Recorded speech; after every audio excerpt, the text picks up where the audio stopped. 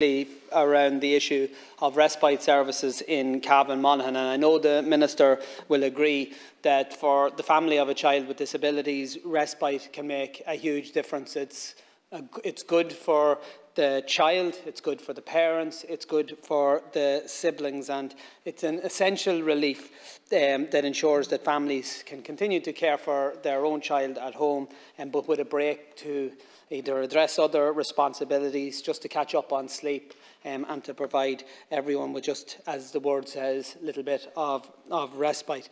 There's a number of issues in Cavan-Monaghan in respect of respite services. For example, there are no respite services for children in County Monaghan at all. The service in County Cavan, that when it operates very well, but it only operates every second week for children. Then there is a particular issue in relation to the criteria, the statement of purpose that is used by the HSE in Cavan-Monaghan. And this is relatively new information to me. While I had often made representations and inquiries on behalf of families seeking respite for their children, I was unaware that across many different regions there is different criteria being used to determine whether a child can actually access respite services. So in Cavan-Monaghan, the HSE has what I would describe as the strictest criteria statement of purpose for respite care. The provision is very strict. It says a child must have a diagnosis of moderate or severe intellectual disability to even be considered. And that's not the case in neighbouring counties. In Sligo and Leitrim, for example, according to the HSE response to my PQs, the eligibility for a child to access respite care is that the child is known to the Children's Disability Network team, and that direct approval has been made by the Children's Referral Committee, and that the HSE Respite Coordinator complete a determination of needs assessment. In Louth or Meath, a committee is in place that bases its decision on the following rationale: children who access services in the respective CDNT, children who are in the care of the Child and Family Agency, children who live with families where there are multiple instances of disability. Very importantly, children who present with significant behavioural challenges. So essentially, Minister, children are being discriminated against and their families based on where they live. And when it comes to disability services, above all else, that's not tolerable. I'm dealing with one particular family who, it's a very acute case. The child doesn't meet the level of the criteria that has been set out in terms of moderate or severe intellectual disability. But the child has disabilities, and the child has profound issues in relation to behaviour and other matters. The child needs support, his family needs support, and this family are going through a horrendous time. The child hasn't been able to access education or appropriate education despite repeated efforts. The family are also going through other issues. Another family member is sick. So the family, so they are in hospital, long-term hospital care. So you can imagine the pressure this child's mother is under.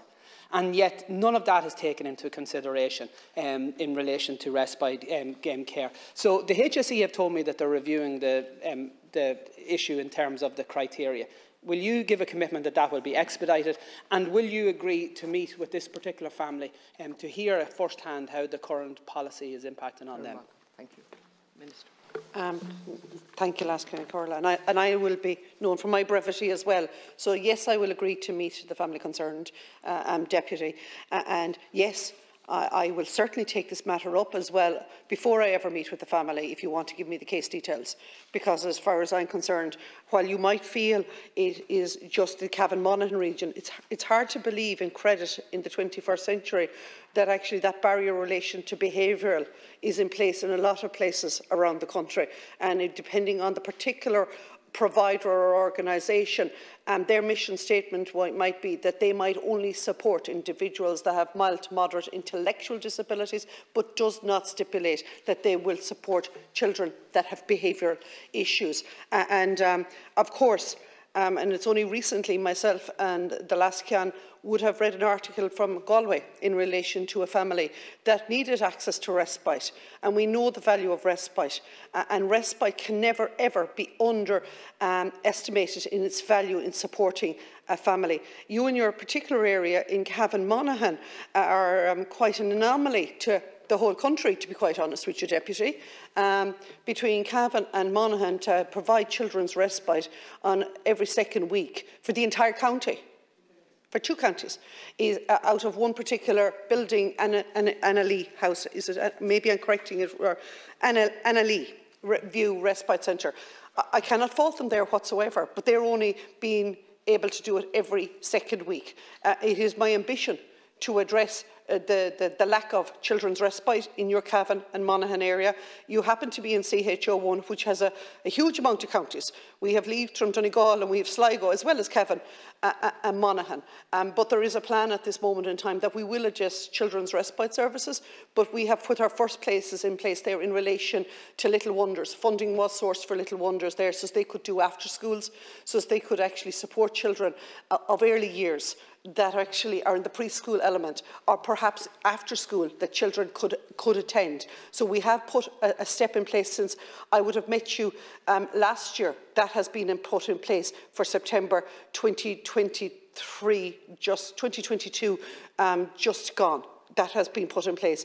Going forward, the plan is actually to scope out a proper fit-for-purpose house made to the needs of children that will have 2 front doors. A front door for a child that has that mild to moderate and can have easy compatibility, and a second front door for a child that actually has complex behavioural needs that might not be compatible with other children. And we will have 2 front doors. It's a model we have discovered and we are using here on the East Coast, and is working really, really well. You need to have a service that is not providing 840 bed nights in an entire year. You need a service working 7/7, 52 weeks of the year. Thank you for that response, Minister. And we're at 1 in respect of where we need to get to, and I welcome that. But for the families I'm dealing with now, we obviously, time is of the essence, because I just fear that the childhood is being impacted, and also the well-being of the family. And if you were to try and make this family's life more difficult, sometimes the responses of the agencies couldn't do a much better job, because this was one of 4 children that was actually attending day respite care service in County Westmeath on each Saturday, and one of 4 children who actually got word without any notice that their placement was being discontinued, because they were considered not to be compatible with the service that was being provided. So you can just imagine the conversations that we're having with this family, and that's why I really welcome the fact that you've committed to meet with them. Look, we recognise how difficult these things are, but they need to be expedited, and I welcome what we're talking about in terms of building and expanding the actual services in terms of provisions of beds, and that's crucially important. And as I said, there needs to be a full-time 52-week-of-the-year operational facility in both Cavan and in Monaghan. They're 2 very large geographic counties, and the demand will be met, I can promise you that. But as well as that, we actually need the criteria to change as a matter of urgency in order to allow for a discretion where anybody, in my mind, that has an ounce of compassion, never mind common sense, would agree that in this instance there has to be a mechanism for this child to have respite, for this family to have that support, and that discretion simply isn't there at the moment. So I would urge you to talk with the appropriate officials to change that in the first instance, and I'll send you on the relevant details in relation to the matters I'm after raising. Thank you, Deputy. So later on today, not because we're having a topical this morning, but later on today I am meeting CHO1 as part of my monthly meetings. I will bring that up in relation to what you've raised today in relation to discretion. As I say, the case that myself and the Lascan would be aware of, that actually child was not on the radar of the disability manager whatsoever in that region.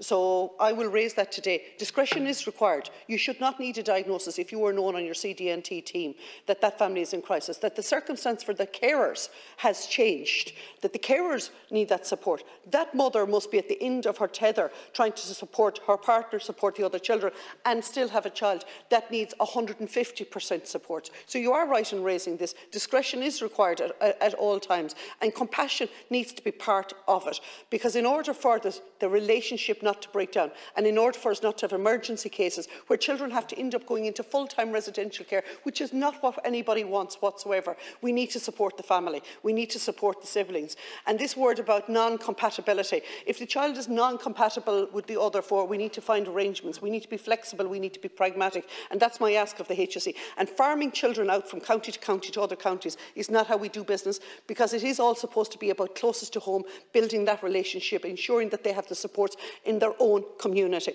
So sending a child from Cavan and Monaghan down to Westmeath, to me, is not good practice. In actual fact, it tells me that it's a CHO that is totally under-resourced, that doesn't have enough funding or enough support to support the children in its own area. We have a similar situation in Meath, believe it or not. It's hilarious to think that all the providers in Dublin go and buy properties in Meath, but actually Meath is not able to fund or support any of its own. We're changing that this year. I will look to do exactly the same in the Cavan-Monaghan and predominantly in the children's area to start with.